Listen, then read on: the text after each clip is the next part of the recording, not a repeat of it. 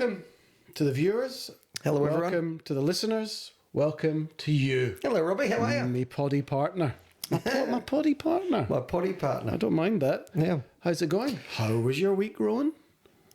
It's funny you say that because I was watching Seinfeld during the week, an old rerun, and Kramer says to Jerry, "You never want to get married. You're going to spend your life saying to the person next to you, 'How was your day, dear? How was your day?' Oh, he was very funny. You ever watch Seinfeld? Did you watch it? You know what? I never watched every one in a row. Yeah. The people that would just religiously watch it, but no, I Just random, though. You never had to, because it was just, they were standalone shows. Nothing. Stories about nothing. It's like Curb Your Enthusiasm. Oh, very obviously the same creator, Larry David. Yeah. They're just very, very funny. So that when you said, "How was your day?" that's what he makes fun of. And how was your day? And he says it drives you mad. Well, you get very upset. On? If I don't ask you how your week is. I just think it's common courtesy. And ask how you was how your you- week? My week was amazing, Ron. Thank you so much for asking. Come on, tell me something interesting. What can I tell you interesting? I can tell you about another child's story, I suppose. So Zach, he's 19. Is he 19? He'll be 19 in March. And what had happened? Crikey, sorry, I'm trying to remember what happened. So he's looking for money. He's looking for money. So he's a little bit entrepreneurial, but just still not quite there yet. So he started, he wants to start a gardening business locally. So he put together a flyer. Just said, I can do gardening, and he used the word landscaping. I said, you better not say landscaping. People will expect you to be like Jim's mowing. Yeah. Just got you to do a bit of weeding, bit of this, bit of that. So he did. So he put his number on this flyer, asked me to print out a dozen of them, and he went out, but he didn't put his name on it. So we got this random flyer. The youth is wasted on the young. And he went to, and he wouldn't listen. And I said, mate, go for it, absolutely, see what happens. When did he realise he didn't put his name on it? No, he intentionally didn't put his name on it. Oh, right. Yeah. Sorry. Oh, that's he intentionally didn't want to put his name on it for whatever reason. So, without going into the whole reason why you need to put your name on it and for authenticity, he just didn't do it. So he goes out and he puts out 12 flyers on lampposts, I think, around the local area. And I just went, no business coming from this. There's nothing. And nothing came until this week. He got a call or a text. He goes, I just had a text. This lady locally would like me to come over and do some weeding. He sent her a picture. My head immediately goes to, this is dodgy. So he's going to be kidnapped. Something's going to happen. He's going to be stuck in a basement. And then I look at him. He's like 6'1", built like a fucking brick shit house. He's fine. He'll handle himself, and he's doing it with a mate. So the day before, Dad, does he have any skills in this arena? Look, I get them working in the garden quite a bit. It costs me a fucking fortune, but I do get them working in the garden. So he's learned something. They know little bits and pieces, and because I'm quite handy, I've got a shed full of all the gardening equipment. Right. So he goes, Dad, I need the weed whacker, he calls it, which is a trimmer. I need this, I need that. He's got 100 things. I says, mate, why don't you spend $500 in equipment to make $50? Exactly. Go, why don't you just pop in, see what she wants, then you'll know what equipment you need. No, just give me. So I gave him all the little bits and pieces that he would need. Fills up his car, does he? Puts it in the boot? Filled up his car, had everything sitting out the night before. Delighted for him. He went, and he came back, and he was filthy, but he was beaming because he hadn't been working for a while. And he showed me the before and after pictures. And the before and after pictures was this 2 or 3 huge garden beds around the perimeter of the property, just covered in weeds. And the after picture was this beautiful manicured garden. Yeah, but sorry, you jumped a good bit of the story. So he gets to the house, and who was it? An old lady or an old man? Oh, it was just. And what did he say? I'm Zach, and off we go. Yeah, he give his name at this point. It was a lady. It was a middle-aged lady, and she showed him what they needed to be done, and they did such a good job that she has them coming back next week and also booked in for 1 month's time. Oh, how good! Oh, is he doing it with a friend or by himself? He's doing it with a friend. Right, the two. And he goes, I undercharged. So I got $100 for it. I said, mate, it's not about the money. Yeah. It's about the experience of doing this. And obviously they want paid and so on. So that was fantastic. And then I thought to myself, a good business is a business that has a niche. Of course. Okay. Now, there's gardeners are everywhere. Everyone's sticking something in your letterbox. So I said, why don't you call yourself the weed specialist? Yeah. and you specialise in weed. Yeah. It's like a bit of a double entendre type thing there. Yeah, sure. But why don't you do that? Of course, he's not going to listen to me. But you never see anything in your letterbox that says something along the lines of, "We are the weed specialists. We will remove your weeds. We will spray your weeds at our cost. Yeah. Flat fee of $50, if that. Whatever it is. And you'd send in, because all I do every 6 months or 4 months is do the weeds. Yep. It's a pain in the arse. I can't be bothered. Yep. What do you think? I think it's a great idea. I really do. I think it's a good, because you get the plumber's one, you get the the fridge magnet, and they want to be all things. We can do your toilet. No. It's just a money grab. I like to specialise. I'm a big believer in specialisation. Yeah, the niche. So, and then last night, because anytime an idea comes in, my head goes into overload, and I've got to be conscious not to throw my enthusiasm onto him. But lots of people have bamboo as well. Yeah. Okay. Yours truly. Right. So bamboo, A, never stops growing, but B, should be trimmed from about, I would say, a third of the way from the bottom. Yep. So that's stock. Destroys your garden, destroys if you happen to have a pool. It's just hard to control. No. I'm talking about the aesthetics of the bamboo. Yeah. So from the bottom where your garden bed is to about a third of the way up, you get some trimmers or a little small axe, and you just chop off all the leaves and the throngs and the bits and pieces that stick out. And if you have that line that runs along at about a third of the height, when you look at it, it looks like a drumstick, like a trimmed lamb shank, I think you call it, like a trim bit of lamb. Sure. Where the bone is clean. Do you want them to do weeds or bamboo? No, that was just an idea that I was coming up with. But I don't think everyone does that or knows that, but that would also be quite a good side hustle as well. But the weed specialist, I wonder if you would get people coming, well, what type of weed do you supply here? A big joint as the... a big doobie, just coming off out of his mouth, the weed specialist. Maybe that should be the logo. You get wrong people ringing him, that's what you get the police ringing. Maybe, that would be funny. So that was quite interesting this week. I enjoyed doing that with him. Yeah. But annoyingly, typically, it was a Friday, and usually I do a bit of gardening myself, and a Saturday potter around, tidy up the garden. Sure. He's like Friday night late. He still hasn't returned everything from his car to the garden. Right. So getting all that back was a mission in itself. But it's back, and it's been great, and I'm really proud of him for doing it. And that's my story for the week. And the link. Oh, no. Is that better? And the link to Mystic River, is there a link? Or... do we always have to have a link? Well, I'll help you. I mean, the kids are a huge part of a parent's life, right? Kids make them parents, but it's unfortunately it's the main premise of the film. And you said earlier, you never know when he goes to someone's house, and we know Mystic River. The main thing. Spoiler alert! If you haven't seen Mystic River, highly recommend this movie. By the way, highly recommend. Watch before you listen. Where have you been? Well, it's not. Again, it's like a Richard Jewell. Mystic River is not a very appealing name. Oh no, it's a pretty well known film. This won lots and lots of awards. Doesn't matter. I don't think. Maybe I could be wrong, but if you haven't seen it, watch it. Don't read about it. Watch it. Fantastic. All right, let's kick off then. Let's go. Okay, that's it. Is it? I think so. Yeah, I'd like you to tell us about Mr. Do you know what I've heard? What's that? People tune off. People turn off after this part of the podcast. You reckon? Yeah. I'm not sure. I can tell you something else if you want to continue on the gardening theme. Let's do it. Okay, I don't know if this will incriminate me or not. Make it good, though. Okay, when I was about 15, back at school, shout out, we used to do community service. You ever do community service? No, I was never arrested.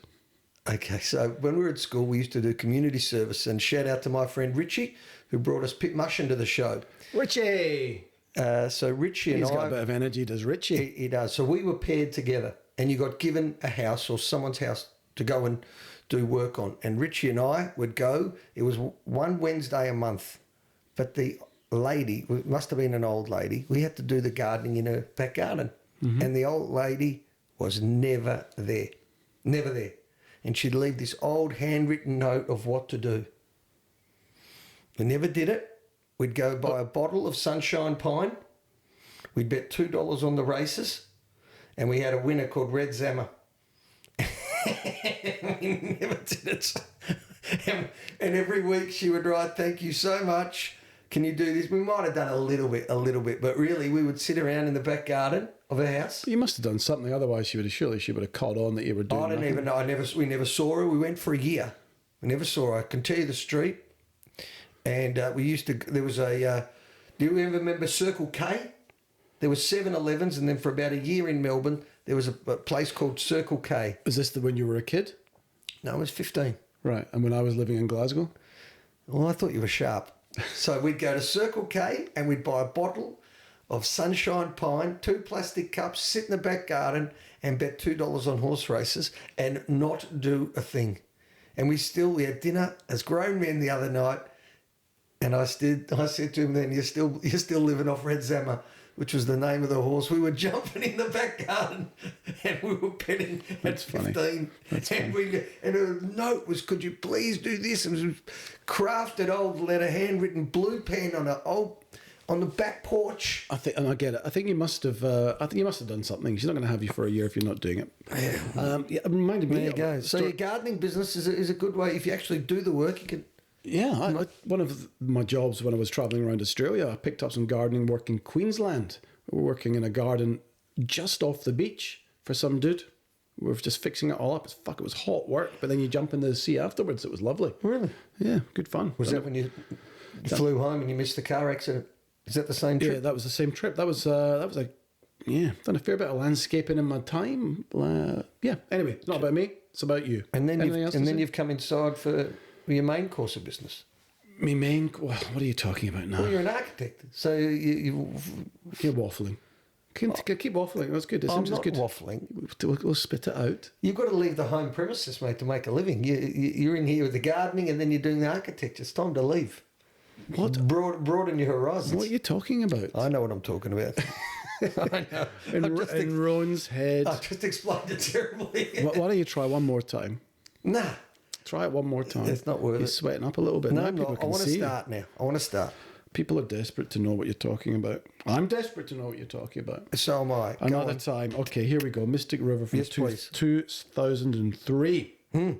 In a rough Boston neighbourhood, 3 kids, Jimmy Markham, played by Sean Penn, Dave Boyle, played by Tim Robbins, and Sean Devine, played by Kevin Bacon, are mucking around in the street when something happens that changes the rest of their lives. 2 men pretending to be cops pull up, grab young Dave and drive off. The other boys watch it happen powerless. Dave survives, but he never really comes back the same. Fast forward about 25 years, the 3 men have drifted into completely different lives. Jimmy's an ex-crook trying to keep things straight. Sean's become a homicide detective, and Dave's still carrying that childhood trauma around. Then everything collides again when Jimmy's daughter Katie, Emma Rossum, is murdered. Sean is the one investigating, and Jimmy is spiraling, desperate, angry, and ready to take matters into his own hands. And right in the middle of it is Dave. He comes home the night of the murder, covered in blood. All of it builds to a brutal, inevitable confrontation that tests the men's fractured history. That's all I'm going to say about it. I want to correct you on one thing, though. Good rap. They coerced him into the car. They didn't grab him into the car. They sort of tricked him. Grab you. Yeah, okay, fair enough. Yep, they coerced him. They pretended to be policemen. They pretended to be policemen, because that comes up a few times. Yeah. If it wasn't me that went in the car, it would have changed your life. So They were messing around. They were writing their names in concrete, and they pretended to be cops. Yeah. Okay, that's it. Have you seen it? What did you think? I certainly had seen it before. I couldn't remember much of it. I remember liking it, and I loved it again. I really enjoyed this film. There's a lot to take in. The acting and the cast is insanely good. There's a few weaker bits and a little bit predictable, but I'm not wanting to be critical. I'm sitting there and I'm really enjoying it. Yeah. Well, I suppose the thing is this is we're not reviewing it as such. We're reminiscing about. So it's fair to say that you don't want to be critical about it, but we're just talking about the movie. The movie these days. Also, same as you, probably saw it a long time ago. Couldn't remember anything other than the scene that we see repeated often on social media, which is Sean Penn finding out that his daughter has been murdered and he's being held back by the cops. That's really all I could remember. Yeah. So it was great to watch it again with new eyes. Now, what happened as I'm watching it, in answer to your question, really, really enjoyed it. Very engaging. Highly recommend. As I'm watching it, all these A-listers are just popping up. One after the other. So let's just peel them off. Laurence, right? well, okay. You said Sean Penn, Kevin Bacon, and Tim Robbins are the three. Then you got Laurence Fishburne that we just did last season on Apocalypse Now, and he's been in a lot of other films. Yep. Laura Linney. Yep. From Primal Fear and a million other shows. The reasonable director, Clint. Yeah, Clint Eastwood director. Clint Eastwood. So his body of work is unbelievable. So and Emmy Rossum. But now, what is she famous for? So I went searching for her. Emmy Rossum is from Shameless, the American TV show Shameless. Right. Okay, because she's only in it for about 5 minutes, obviously. Yeah, but she's in a few other things as well. Just on Sean Penn, because we did Lost in Translation last season, and when we did our research with Bill Murray about who was going to win Best Actor, I saw an interview. He won the Golden Globe for Lost in Translation. He won everything. He was raging favourite. And Sean Penn, without stealing your trivia later, wins Best Actor against. Are you saying Sean Penn was raging favourite? No. Bill Murray was raging favourite, and Sean Penn won with Mystic River. And he said he got home that night. He spiralled out of in the next 6 months. He says quite openly, "I desperately wanted to win it. It wasn't like Anthony Hopkins that you said in The Father that was asleep that night, which was asleep that night, which is a lot of BS." Right, Bill Murray, right, was heartbroken. And when you watch Lost in Translation, it's a good film. Not a bad performance by him. It's a 5 out of 5 film. It's not a 5 out of 5 film. And you didn't rate it that day anyway in that. I did. Did you? Yeah. Oh, I don't think so. I can tell you, when the Oscar is taken away from Bill Murray is when Sean Penn is down in the forest and Kevin Bacon comes out, he's identified the daughter, just like you spoke about, the social media piece, and there's 7 cops holding him back. The rage in his face, that is when the Oscar went to Sean Penn. Absolutely. Agree with you. What a 5 minutes of acting was that? It was so intense that the guy needed oxygen on set because he pretty much more or less passed out from the exertion of that scene.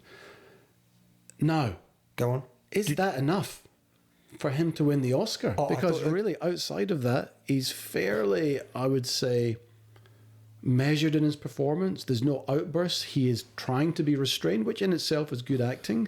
But Bill Murray, if you want to start talking about the comparison, Bill Murray was so out of character, out of type, the whole way through, that he deserved the Oscar. It was so understated between him and Charlotte. I disagree, because the final scene, just to labour the point, the final scene when he's got Tim Robbins, Dave, by the river, and he says, just tell me. Just tell me, I'll let you live. No. That silent voice, just tell me. He was very good. He was brilliant. He was. Yeah. I'm not dissing him for having the Oscar. That was the part. So I'd kind of forgot everything up to that part. Now here's a comment. So I forgotten everything. Remembered the main scene. Kind of semi-forgot. The main scene being when he finds out about the daughter. Yes. I only remembered that. Spoiler alert. I only remembered that Tim Robbins wasn't guilty. I mean, you kind of picked that up, that he wasn't going to be guilty, as they were taking him to the river. And then I remembered the river scene when he was shot. So there are 2 main parts of this movie that really stand out. And these are the 2 parts. Outside of that, I mean, it's a good movie because it pulls everything together, but it's the quality of the acting and the cast and the speed of the storytelling, and the cast that make it such a really good film. And as I say, highly recommend it. So you went quick then. So the first big part's when Sean Penn gets told, which we've laboured now. Well, if you want to start a little bit earlier, when this started again, because I couldn't remember, this had Manchester by the Sea feelings written all over it. Really? At the start, it had that kind of bleakness to it. Now, where was it set actually? It's always South Boston. These are always sort of South Boston. Massachusetts. Yeah. So I knew we were up for something, and I also forgot it was Clint Eastwood directed. Clint Eastwood rarely does wrong. So it was a good start, and it moved pretty quickly. We have the young kids at the start messing around, then boom. I've written here, the film was grounded in reality. So it wasn't a true story, but everything about it, even the creaking of the cars and, the sounds and the imagery, there was nothing glamorous about it, and they certainly depicted it that way. Right? Every family had their own tough lives, and the marriages weren't perfect. And I also thought, because we know that Anthony Robbins, we know the fella from Shawshank, Tim Robbins. Shawshank? What about him? He wins Best Supporting Actor. Do you know that? In this movie? Yeah. I thought he played Psycho so well. Down pat. He wasn't a psycho. He was a trauma. Psycho's that's a poor word by me. Traumatized. Yeah. Yeah, he was. We see that he was sexually abused. He was put in a fucking cupboard or something for a week until he managed to escape. 4 days. They say that in the film. If you correct me again in this podcast, we're going to have serious problems. Just be accurate. Watch the film. He got away after 4 days. Okay, so now I've forgotten what I'm talking about, so you can move on. That's okay. I put here, it did remind me a little bit of Shawshank Redemption. I've actually put myself off now. Hey? I've actually forgotten everything I need to talk about. Oh.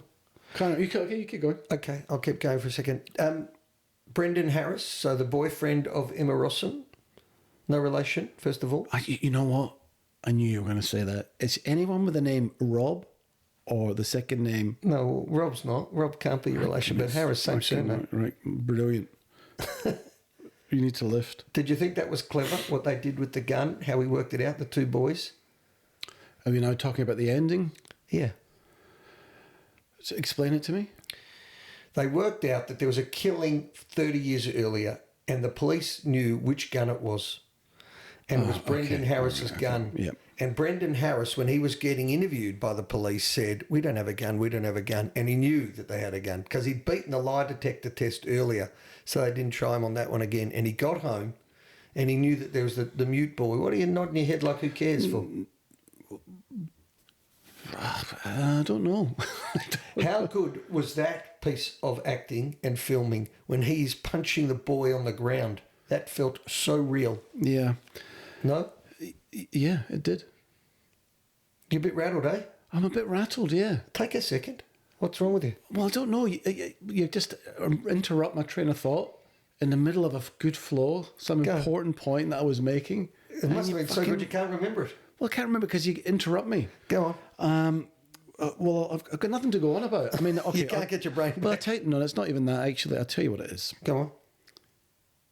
There's not a huge amount to dissect in this, outside of a couple of the main scenes. And the twists of the plot are really quite clever. There's one thing. Go on. Go on, interrupt me again. Okay, there is one main thing to talk about. You're fucking driving me nuts today. No problems. I'll tell you what it is, which is happening right here and right now. It's about the friendship. Okay, so these were three boys. Fucking hanging by a thread. Let's go deep for a second. There's three boys that are friends. Yeah. And disastrously, one is taken and it ruins his life, and the other two's life go in other directions. But Anthony Robbins becomes the adult, as we said, and never recovers. And when he ultimately kills a man, he's punching him and he's seeing his abductors from 30 years ago in his head, right? Yep. Now, the one bit, if you really wanted to be critical of this film, is Sean Penn kills Anthony Robbins in error. And Kevin Bacon, the policeman, knows it. Mm-hmm. And he doesn't arrest him. They go to the park. Well, they can't prove it. He can prove it. He knows. He can't prove it. Well, he knows, but he can't prove it. Well, he goes and finds a gun. He goes and finds the body. He go into the river. If he does some police work, but he doesn't try. He doesn't try. And he does that symbol at the end, right? Yeah, I didn't get that. That didn't make sense to me. I didn't understand that bit.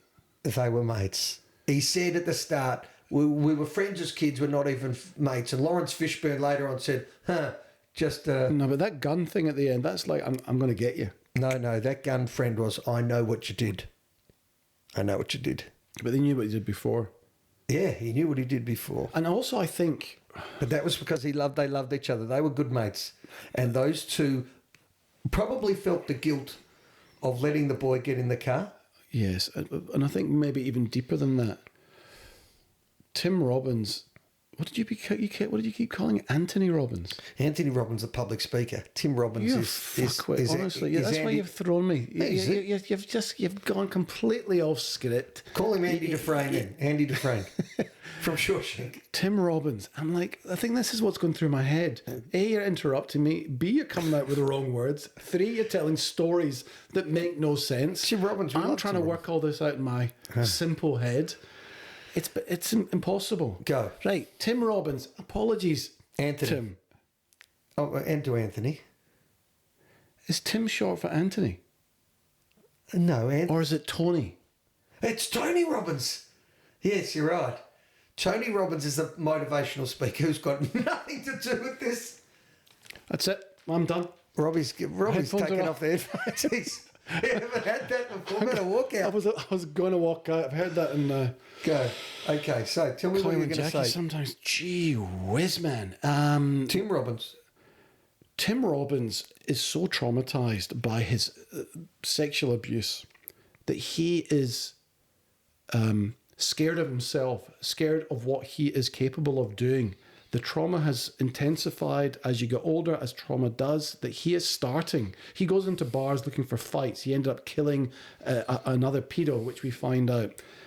He's really worried about himself. He thinks he can do some real damage to people. Hang on, fucker.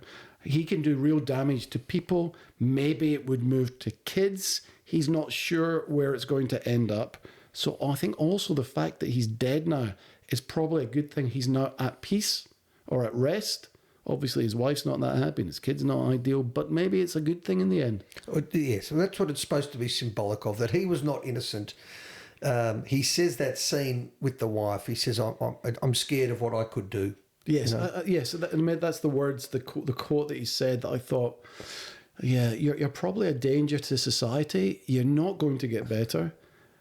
You're obviously not going to go for therapy. It's not that kind of world that they live in. And maybe that's why, as a viewer, as the audience and the writing, you're kind of okay with it. What did you think of the wife telling Sean Penn, I think my husband killed your daughter? I mean, it's phenomenally coincidental that the night the daughter dies, he's come home and he's killed someone else, got blood all over him, and he can't, they deliberately make Tim Robbins not explain himself correctly, and he's not clear. Yeah, and eventually he admitted it, but he was admitting it to something from a half hour ago. He was admitting a question to an answer. No. He was admitting so he didn't get shot. He said, just say yes, so I'll keep you alive. Yeah, he wasn't. That reminds me of another story, but he wasn't saying yes to that. What did he say? He was so confused in his mind. No, totally. Sorry. Anyway, it doesn't matter. Robbie. But what I think about of the wife, I thought of her saying, I mean, crikey, it's the same if you're, I don't know, it's an impossible thing to say. What breaks the boundaries of marriage? Well, clearly murder does. So if your wife comes home and she's hit someone with a car and she's gone, I think he's dead in a road and I've come home, what do you do? Yeah, great question. I don't know. Well, I'm asking you. You'd go and have a look and find out and probably say... Reverse over and make sure there's no... Well, you'd probably go hand yourself in, I guess, wouldn't you? I think, 100... Well, I say 100%. I think you have to. I mean, I certainly couldn't live with myself knowing that. I don't... Look, it's an impossible question, as you say, but it also comes down to a question of if something happened with your kid, and that came out with the movie Adolescence... if your kid did something, look, horrible questions that sometimes you don't even really want to think about, but good and interesting moral questions that I'd like to discuss. Just to go back, Anthony Robbins, he says to him when they're walking down, Tim fucking Robbins. Oh, I've done it a few times. Tim Robbins, he says to him before he gets down on his knees, I did kill someone that night, but it wasn't your daughter, right? And then so when he keeps pushing him, did you kill her? Did you kill her? Did you kill her? Did you kill? Did you kill? Did you do it? Did you do it? And all he was saying was, did you do it? Did you do it? Did you do it? And he goes, yes, I did it. I did it. I killed the guy. No. Yes. He says, if you say yes, I'll keep you alive. So he just said, okay, I said it. I did it. Tim Robbins is not thinking that. Oh, look, again, that's how I took it. You're never going to know. Correct. It's interpretations, but correct. I don't think that's what he was meaning. No, but I'm with you. I don't think it's a terribly complex story. I just thought it was... It's like those movies, Sleepers. You seen Sleepers? Where they get again, probably not for a long time. I don't remember it. Okay, so Sleepers is about the 4 boys that get molested by the church, and their friends. Oh, sorry. And not just that. Yeah, they steal the hot dog van at the start and they push it down the train and someone dies and they go to a church school and then they get molested. Kevin Bacon's in that as well. What it is where it's the same as Sleepers, is there's a tragedy that happens when they're kids, and then the reaction of what happens to them as adults, all four of them end up four different ways. Yeah, there's a few things like that. There's a few movies like that, yeah. Yeah, well, something happens as children, and you can see it here. Kevin Bacon, so if we just talk about the three kids, he was the hard ass of the three of them as kids. And no, Sean Penn was the hard ass. Not as the kid. He was the nice, beautiful little black-haired boy. No, you numpty. It was the other one. No. The one that signed his name first in the concrete was the tough one. Yeah, it was Sean Penn. That's Kevin Bacon. It's not. That's 100%. Jimmy writes his name first. That's Sean Penn. Ah. And God, did you watch the movie? And then who was the second How's your one? research going? No. Yeah, and then Dave. Dave's Tim the taller Robbins. one. Dave's Tim Robbins. Right. That was easy. So sorry. So Jimmy's first. He's Sean Penn. He writes his name in full. Then Sean writes his name. That's Kevin Bacon. And then Dave, who's Tim Robbins, starts to write his name. Correct. And then the police. You got me. Yes, you're right. I'm not trying to get you. No, but they had orange hair, which looked a bit like the Kevin Bacon one. But Kevin Bacon turns out to be the hard-ass cop. I thought he played very well. I thought he was good. He did. Keep digging, son. Yeah. All right. Look, Rowan reminisces or not? I think we've laboured this. I think you have laboured. Well, I've mucked it up a bit with Anthony and Tim Robbins. Absolutely made a meal of it. You've thrown me. I'm discombobulated. Where did we hear that word? Oh, on The Running Man. Yeah, we did. It was the promo for one of the movies, and they said discombobulated. I thought you made up word, and we were that excited about it. All right. Laurence Fishburne, well, we didn't really talk about him. Laurence Fishburne's good, also engaging, just a tough cop, but it was nice to see him in it. Great acting by all, really enjoyed it. Well done. Rowan's reminisces, and we're going to go back to 2003. 2000. Well, that's what we need music for. Like a little dream. You know what you could do? Mm-hmm. If we haven't done it already? Get a little dream wavy thing on YouTube that takes us to Rowan reminisces. And then you fade out. Okay, I have to read for a minute. Rowan reminisces. Oh, gosh, here we go. Hang on, let me just take a minute to compose myself because I'm sure something's going to be wrong. America went into Iran and went after Saddam Hussein in 2003. Yeah. The Space Shuttle Columbia, do you remember that? And they died coming back in. The 7 of them were all watching. Boom, and exploded. That wasn't when they took. That wasn't the 7 seconds when they took off. No. That was another shuttle. This is Columbia was coming back, and the 7 of them died. 7 astronauts died on the way back in. Are you sure? You bet I am. Okay. Here we go. From a movie perspective, The Lord of the Rings was the first one. The Return of the King, biggest film of the year, to be nominated and won for 11 Oscars. Yeah, that was massive. An incredible movie. What an ensemble cast. Yep. Finding Nemo, beautiful film. I loved that film, actually. That was with Ellen. It was with Ellen? Ellen, what a fucking numpty she is. Another superstar hit Hang on. Oh, hello. Ellen. Go on. Numpty or not a numpty? Not my cup of tea, Ellen. Biggest selfie of all time, though, at the Oscars. And she got Brad Pitt and all of them to turn around. She's too opinionated, Ellen. She's got too much to say for herself. I don't know necessarily if I mind that. I just think. Do you think she's? I think she should swim in her lane a little bit. I think because she's done some social commentary, doesn't mean that you can have political views and influence people as strong as she does. But what? Ellen? She's got quite strong views on a lot of things, and I think she uses her platform probably in the wrong way. Who do you think we're talking about? Ellen DeGeneres. Okay, good. The chat show host. Yeah, not Ellen from Seinfeld. Elaine. Oh my goodness! What? No, I'm genuine because I haven't heard. I don't have any examples. But I don't know what opinions you're talking about. I'm talking about her character and the way that she was chucked off her show, more or less. Yeah, all of it. Apparently, she's a pain to deal with. Okay, but what opinions? You talking about political opinions? I'll come back to you. So you just made that up as well? No. I didn't make it up. I just don't have examples at the ready. I don't remember any political commentary that she's made. Well, then if you didn't know about it, then it mustn't have happened. Probably not, actually. Probably right. Do you know who she's married to? Of course I do. Portia de Rossi. Yeah. Australian. Yeah, no, I it's no smoke without fire. I think, when you hear all these rumours about her on her show not being a nice person, You don't cancel $50 million shows, right, unless someone's unbearable. Like Charlie Sheen was in 2.5 Men. They become too hard to deal with. And Chuck Lorre and these guys just say, you know what, I don't need this shit. Go get someone else. But she went on for so long. As I said, there's no smoke without fire. You never know, but there's plenty of people that have come forward. So, yeah. You want me to keep going here? We've done Finding Nemo. You're doing well so Then far. another superstar came to our screen for the first time. Captain, can you guess? I will if you give me some clues. He was a pirate. Is this a cartoon? Is this Not a film? cartoon. Are we talking about a person? The most famous pirate came to life in 2003. Hook? No. Famous. Oh, I know. Super who you mean. name, absolute. Johnny Depp. Yeah, and his name Pirates was of the Caribbean. and his name was Captain Jack Sparrow. That's right. Super name. Do you know who he was based on? I do not. On the Rolling Stones. Mick Jagger. I think it was based on Mick Jagger. Really? Speaking a bit like that and moving around. A little bit of a numpty. I like Jagger. The Matrix. Oh, first time I watched The Matrix, I was a uni That class. good? I haven't seen it. Oh, Have to podcast worthy. God, Is that Keanu? yeah, not your cup of tea. Not your cup of tea. Yeah, it'd be too far fetched for me. Yeah, no. Drenched in reality, is it? You wouldn't even get it Probably not. because, according to The Matrix, we're in a simulation at the moment.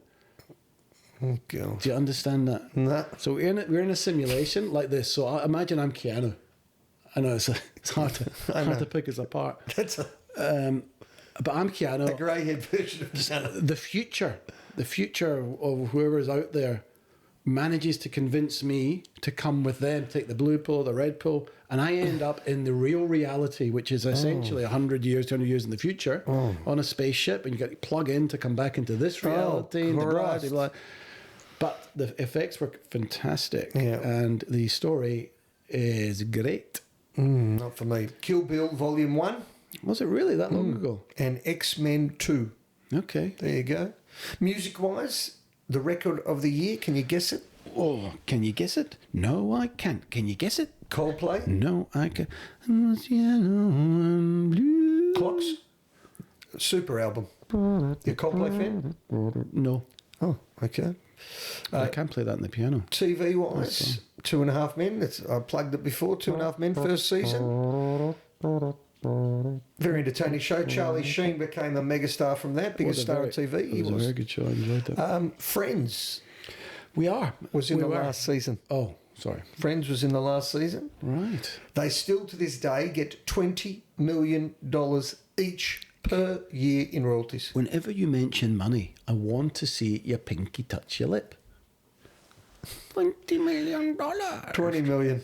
20 million. Do it the right way. Got that? Yeah, right. 20 million. I'll keep going. I've laboured Well, let's this. talk about Matthew Perry because he was off his face during that last season. Was he? Yeah. Well, I think he was for the last few years. I think his addiction. Well, he's an alcoholic and unfortunately took his own life. I mean, it's very sad. Well, yeah, alcoholic and drug addict. Apparently, the alcoholic most of the way through the latter half of the seasons, but hit it very well. I suppose maybe a bit like Charlie in his latter seasons. But yeah, no shame. You know Real, what? real Here's shame. the link to Mystic River. So there's the 7 characters in Friends, and if we look back at where they've gone, if they're kids, How many characters and friends? there's 7 of them. Name them. There's Ross, Rachel. Rachel, which was Jennifer Aniston, Courtney Cox, Yep. Matthew Perry. Yep. Oh no, it's the 3 boys, 3 girls. There's 6 of them. No. You've missed one. Lisa Kudrow. We get Chandler, Ross, Yeah. Rachel. What's his name? How you doing? What's Yeah. his name? Look, okay, Jesus. we're all hopeless. Okay, you might be right there. Actually, you keep going with your own reminiscences. The point is, a link to Mystic River is, you know, we talked about at the start, something happens to the 3 boys and what happens to them later in life. Yep. With the 7 of them, from the 6 of them from Friends, there's 6 of them. Right. Yep. It's Matt LeBlanc. Matt LeBlanc it is. So how many was that then? Maybe is it 6? It's the 3 boys. So, It's 6. It's 3 boys and 2 girls. Who are the 3? 3 girls. Yeah, the Lisa 3 girls, Kudrow, yeah, Courtney Cox, fair Jennifer. Right. So Jennifer Aniston of the 6 becomes the biggest star. Yep. We agree. Courtney Cox, number 2. I would have. I would then put David Schwimmer, number 3. I would have Lisa Kudrow 4, Matthew Perry 5, Matt LeBlanc, who says his favourite thing in the world to do is nothing. You ever heard that interview? Nope. There you go. Would you agree with that order? I didn't listen to what you're saying, but I'll tell you my order. That's lovely. I'm not even going to tell you my order because it's boring. I'll be there for you. Okay, Jennifer Aniston first. Yeah. Courtney Cox, she was enormous. What, are we talking then or now? No. Okay, I'm bored. Through her Move career. on. Through her career. It's ridiculous. Okay. This may be your worst show ever. Okay. Apple launched the iTunes store. Changed our lives. Well, how often do you actually go onto the iTunes store? Well, I don't anymore because I've got everything. But it changed the way people found work, did work. There's a friend of ours, or a guy we both know, that created an app and made a fortune. Early days, there was AFL apps. There was apps to do everything. Get yourself on the iTunes store, and it was like a ticket to it was the yellow brick road to making a living. So that was exciting back then. The yellow brick road to making a living. Yeah, you can use that one. If you could build an app. If you could build an app and you got on the iTunes store in 2003, you were a star. It's like if you're into tech, if you understand computers, if you can get into AI now, that is the way forward. Early on. Yeah, but even still now, it's all about tech. It's not, well, look, there are skills that will never leave. Trade skills. What sort of skills? It's trade skills. Skills that make me a man. You could have done your line then. You could have done your speech. Skills that make you a man, yes. It would be good if you got some of these. Okay. In 2003, what else happened in the sporting arena? A legend was born. A legend was born. Roger Federer won his first Wimbledon and changed the way we watch tennis. Can you just put on voices when you do bits and pieces? A legend was born. No, I'm not just good. Do something. You're the voice actor. I know, but you got to try something. No. Here's one for you, for the sports lovers again. So in 2003, the Brisbane Lions here locally in Melbourne won their 3rd AFL premiership. And this year, in 2026, the Brisbane Lions are going for their 3rd AFL premiership. We know that they won in 24 and 25. So is it? Did they? Yeah. Right, the 3rd in a row. They did this before. You didn't just say that out loud, did you? The Brisbane have won 3 times in a row. I'm glad he listens. Or is it Hawthorn? Okay, I'll say what I said again. 24, 25 they won. Yes, and this is 2026. Yeah, and they're going for their 3rd. Yeah. And I said we're doing 2003. In 2003, they won their 3rd in a row. And this year, Brisbane Lions, 23 years later, are going for it again. Do you know what I mean? It's not me. It's the way you explain it. Go back and listen how I read it out, and then the first thing you say is, didn't they win it once before? I've made 19 mistakes. You've made one. Now we'll call it even. It's not a competition. Not at all. Okay, notable deaths in 2003. Johnny Cash. Hang on. Do you have to say it so happily? As long as it's not you and me, I'm fine. I was thinking about that on the way over to the studio. You call it? What do you call it in the Oscars? Not commiserations, remembrances or something. Yeah. Notable deaths. Notable deaths. Here's the fuckers that died. I'll dial it down then. Johnny Cash, the musician. Okay. Not a fan of his music. I'm not going to guess then. Katharine Hepburn. Yeah. Katharine Hepburn. Do you know who did a voice? No. Our friend Jim Meskimen. Well, we'll talk about Katharine Hepburn like that. He'll say, my name is Katharine Hepburn. I don't even know this. Oh, I know 2 of the next 3. Do you know Nina Simone? On Golden Pond, Katharine Hepburn. Well, she would shake like this at the end of it all. I loved my life. Am I talking about the right person? No, I'm not actually. I don't think you are at all. I'm talking about Fonda. Somebody else. I can't remember who I'm talking about, but I'm quite enjoying this voice, so I'm going to continue. Nina Simone, have you heard of her? Oh, that's Nina Simone with the voice. Fred Rogers, the TV icon. Fred Rogers was very quiet. Gregory Peck. What was he from? He was famous. To Kill a Mockingbird. Oh, To Sin to Kill a Mockingbird. Gregory Peck. And here's one funny one to leave you with in 2003. Okay, we're all going to leave you on a high. In 2003, it was the first hot dog competition for those who could eat the most hot dogs. And where do you keep your trophy? That was quick. Well, you got about 14 of them. Takuri Kobayashi stunned everyone. Hang on. Who? I was reading. Who was that? His name is Takura Kobayashi. Kobayashi? No, not Kobayashi from Usual Suspects. No, not him. Stunned everyone by swallowing. Get ready. Guess how many in 12 minutes? This is a PG-rated show. Be careful. Guess how many hot dogs he had in 12 minutes? And a half. I'll give you the half. 12 minutes. In 12 minutes, I reckon you get 4 or 5 world record. minute. So I'm going to say 80. 44 and a half hot dogs in 12 minutes. Double what anyone thought was possible. It sparked a global eating competition craze. There you go. And now they are very entertaining. And the key is to stand when you do those things. Open the gullet. Oh, have you ever done a yard of ale? No. Do you know what a yard of ale is? I do not. A yard of ale is a yard of ale. It is maybe you've seen it. It's a massive big glass flute, if you call it, and at the end is a big bulb. Oh yeah. And it holds maybe I think a yard is about 2.5 pints. Okay. And we used to do it when we were away over New Year. You would fill it up, and you would have to turn it as it's going down your gullet. And then this whoosh, as the final bit went down your throat, was massive. And usually you get covered in it because you weren't very good at it. But I used to shotgun. Do you have a shotgun or can? Yes, I have. When you open it to the top and you put the pen in the bottom? Yep. That was fun. Yeah. For someone like me that didn't like beer and still doesn't like beer, that was the only way I used to drink as a kid. So. Still doesn't like beer. You drink. Hey? So you'll see you drink. Yeah, but I'm not a huge lover of any alcohol. Funny you rocked up today with 6 beers. You opened the door. Well, it's 10 o'clock in the morning. I'm indebted to you. I tell you what, I'd love to see that. 6 beers at 10 in the morning. Why not? Boom.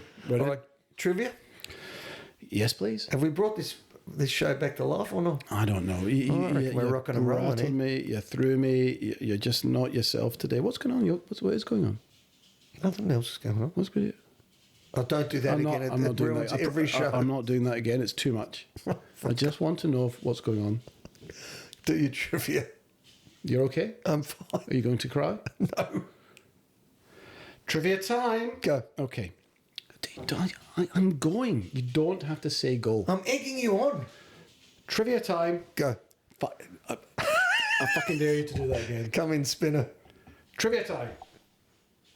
Budget. Forgot to write it down. Seriously? Yeah. Oh my God, what's happened? We're How many shows? He's forgotten to write that down. I'll make it up. No, don't make it up. Okay. Really? You don't have the budget? No, if I didn't write it down. Awards was a critical and commercial success. Mystic River was nominated for 6 awards at the 76th Academy Awards, including Best Picture, winning Best Actor for Penn, and as you said, Best Supporting Actor for Robbins. Slowly. They also won the Golden Globes. He did? Yeah, both of them. Sean Penn didn't. No, Bill Murray did. Listen, don't correct me. I think that's wrong. Michael Keaton was originally cast as Sean Devine. He had done several script readings with the rest of the principal cast, and he had been doing research for the role with the Massachusetts State Police Department and living in Boston.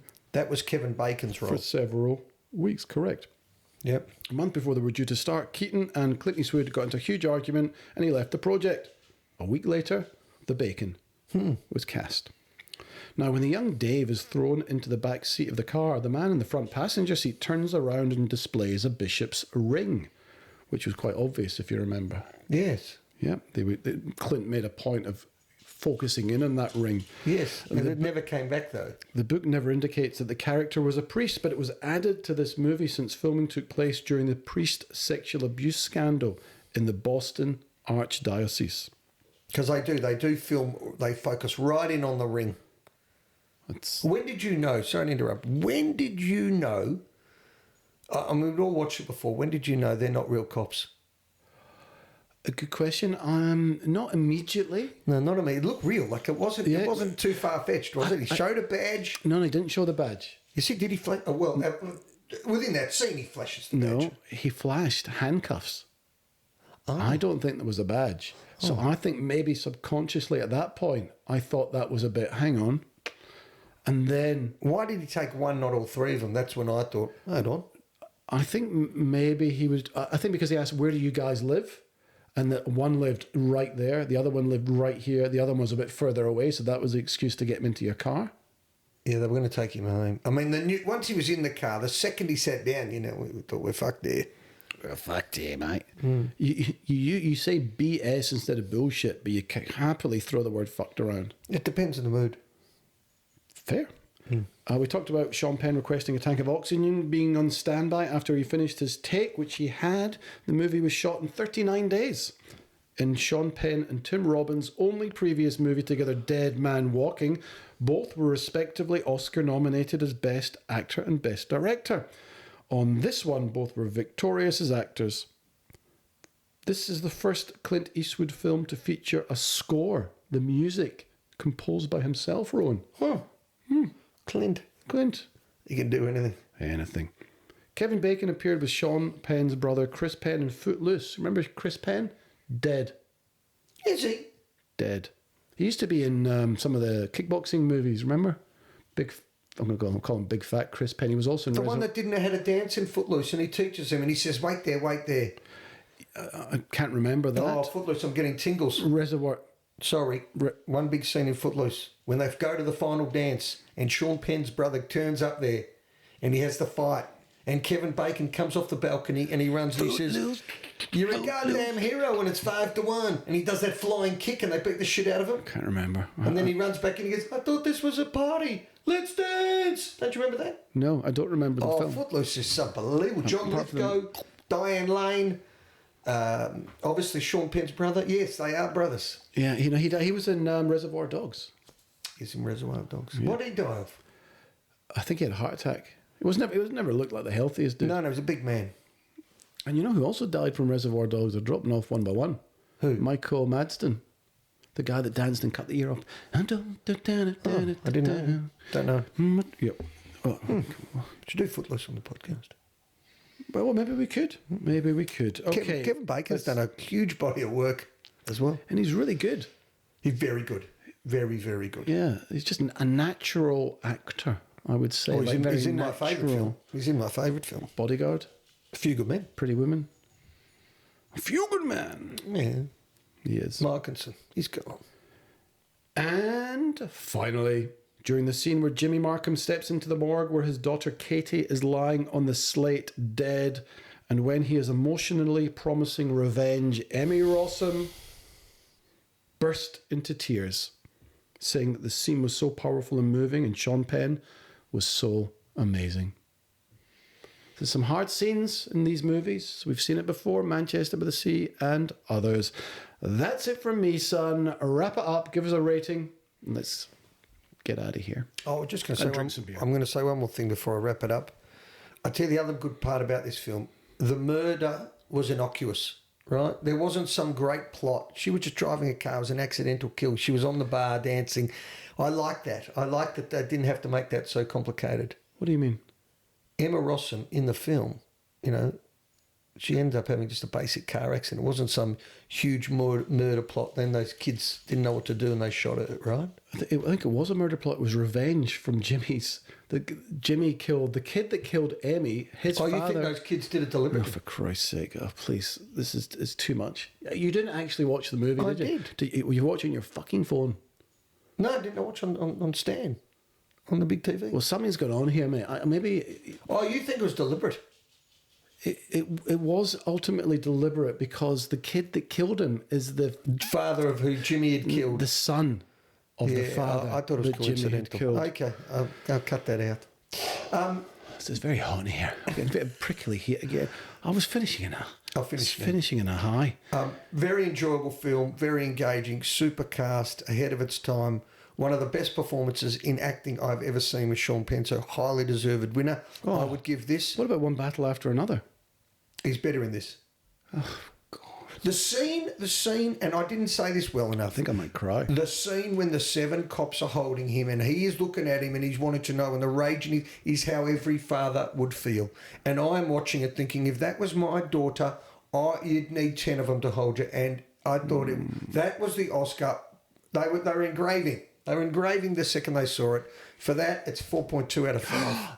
Oh my gosh. Okay, well, that's pretty high. That was very well said, though. I totally agree with you. I mean, there is no better depiction that you've seen of a grieving father who finds out for the first time. Unbelievable. How you want to cut loose, and he's intense, and the eye line to Kevin Bacon, and Kevin Bacon back at him of Don't ask me. Don't ask me. What am I going to... You said earlier. You can't do anything. What do I do? The only other one was Hugh Jackman in Prisoners when he's smashing the sink and he's wanting answers. Agreed. At level. Oh, God.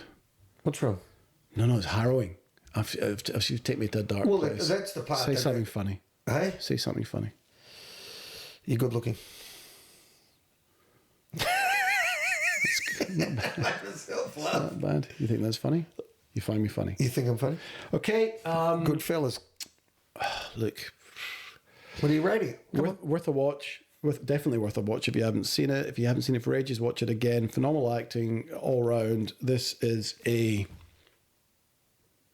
3.95 out of 5 for me. It's a good score. It's not quite a 4, but it's certainly high. So yeah, watch it. Enjoyed it. And yeah, thank you. I would finish with this, right? It's the same thing we've said quite a few times. There's all these new movies out and you go looking for all these fantastic films. When you are going through and it's on Stan, watch Mystic River because it's a fantastic film and none of us remembered it.